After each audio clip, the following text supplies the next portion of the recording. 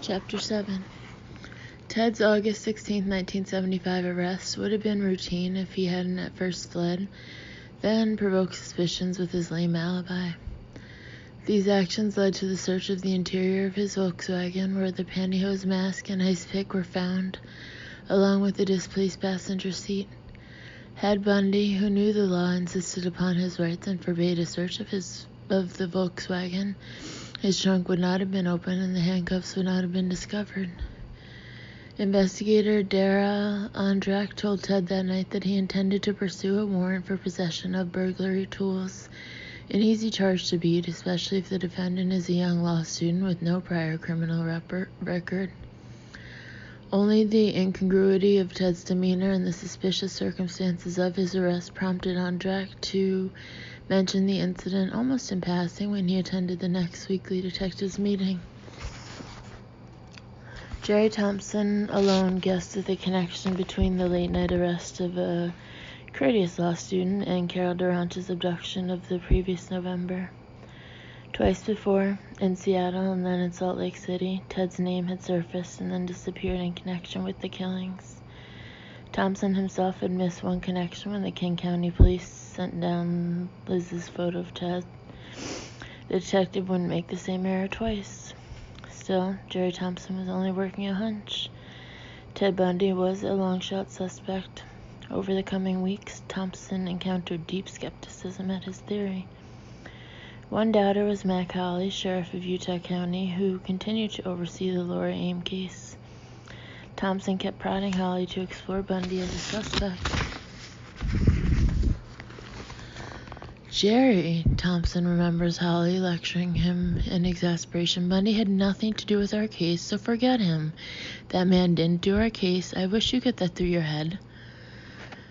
Himself struggling with the barely credible notion that Ted Bundy, affable lawsuit, was a diabolically adroit serial killer, Thompson knew that his chances of demonstrating Ted's culpability rested solely upon Carol Durant. There was no description of the man seen in the Volkswagen with Nancy Wilcox. Melissa Smith wasn't seen with anyone. Thompson was blocked by Sheriff Hawley from pursuing the AIM case. And it wouldn't do the detective much good to show that Bundy had been... I thought her last name was Ames. And it wouldn't do the detective much good to show that Bundy had been at the Viewmont High School playing Bountiful. Deborah Kent had not been found. If you cannot produce a corpse, it is generally difficult to prove that someone has been murdered.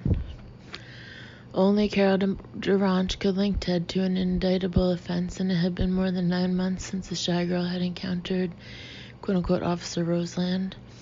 She had been shown thousands of mugshots, which had possibly muddied her memory. Durant was, in police jargon, a quote-unquote fatigued witness who might now be incapable of identifying her attacker in court. Before approaching Carol, Thompson wanted to be more certain of what he might have. Ted's mugshot and a photo of the articles found in his car were sent to Bob Keppel in Seattle.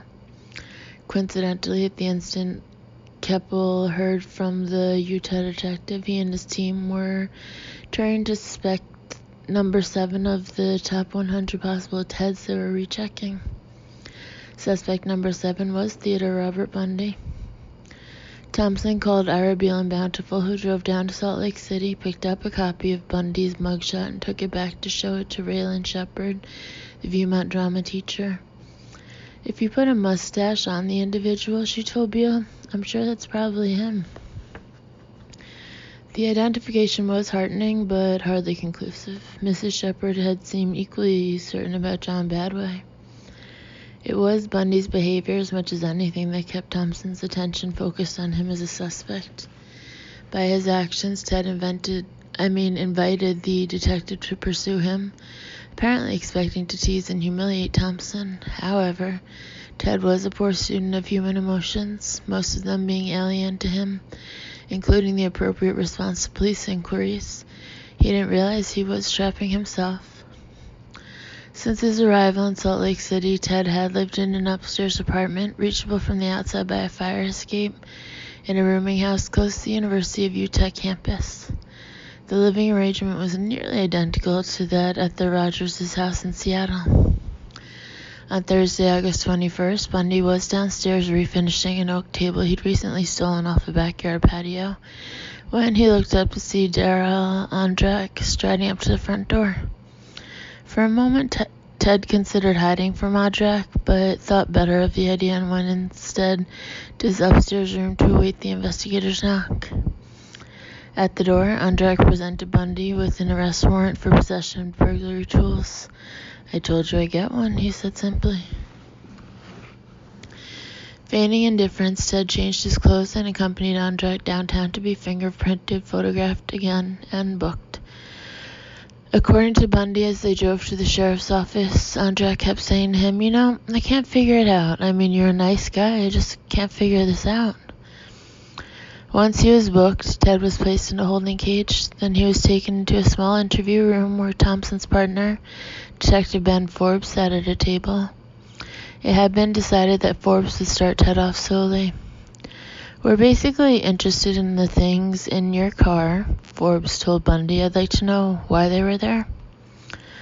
The questions were consistent with the burglary tools charged. Ted sensed no danger.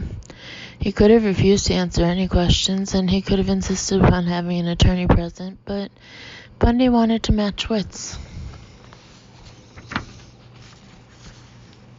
Forbes first asked about the handcuffs. Bundy had bought them at a South Lake City junk shop, but he told the detective he'd found them at the garbage dump. He kept the cuffs. Ted went on. Because he had to stop someone from stealing a bicycle in Seattle. Bundy had fought with the thief before the police came. Should such an incident occur again, he said, he thought owning a pair of handcuffs would be useful. A practiced and agile dissembler with women who wanted to believe him, Ted had no such soft touch with the skeptical cop. He had had 5 days to think up a reasonable explanation for the handcuffs, yet offered Forbes an imbecile excuse that suggested either Ted was a fool or he thought Forbes was one. By agreeing to talk to the detective, Bundy also was locking himself into statements that could be used against him later in court. He'd already been caught in one lie on the night of his arrest. Now he would say things he'd be forced to stand by under oath or risk a damning inference of guilt by conceding he'd lied.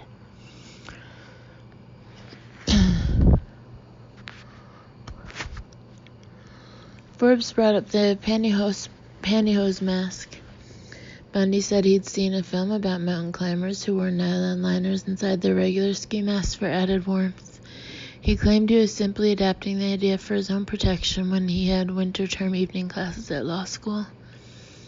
His explanation for the lengths of rope and shreds of sheet found in his car was that they were used to tie together the oars of his rubber raft, a gift to him from Liz. According to Ben Forbes' later written report of the interview, Ted also told him that he regarded the ice pick as, quote, a common household piece of equipment, end quote, that had no sinister meaning as far as he was concerned. At the end of the interview, the detective dropped the other shoe, saying portentously, "My game is homicide." Forbes informed Bundy that he was a suspect in a kidnap and attempted murder case. He didn't mention Carol Duranch by name. Caught off guard once again, Ted stupidly agreed to sign a consent form for his room to be searched. A defense psychiatrist would later write of Ted that, quote, in a certain sense, Mr. Bundy is a producer of a play which attempts to show that various authority figures can be manipulated. Mr. Bundy does not have the capacity to recognize that the price of this thriller might be his own life, end quote. Ted always underestimated the opposition. After he talked to Forbes, he was walked out to a squad car by a sergeant and a detective. Jerry Thompson was waiting there for him. Bundy was handcuffed and placed in the back seat. Then the foreman drove out to his rooming house. On the way and then during the search, Ted's chief concern, he told me, was that the detectives might think of all the expensive merchandise he owned. The apartment was full of stolen goods, from the towering ornamental tree he carefully transported from Seattle to the $1,200 Navajo rug he'd boldly taken from a display case in a Salt Lake City hotel lobby. Thompson did know Ted's luxury, but he was fishing for evidence of crimes far more serious than theft. He glanced in Bundy's closet and saw what he recognized as 2 or 3 pairs of patent leather shoes. Carol Durant said her assailant wore patent leather shoes. Thompson didn't ask Ted about this because he didn't want to tip Bundy to the object of his search. The investigator needn't have worried, however. Ted was having fun, like playing with matches. "Jerry," he taunted him at one point, "you do a pretty good job." "I think I do a damn good job," Thompson answered. "Now you've got a straw," Ted went on. "You're trying to fill up a broom. Keep going, and one of these days you might make it." Thompson found a Colorado road map and a Colorado ski country guide, 1974 to 75, during the search. He didn't pay much attention to them until he asked Ted if he ever went to Colorado, and Buddy said no.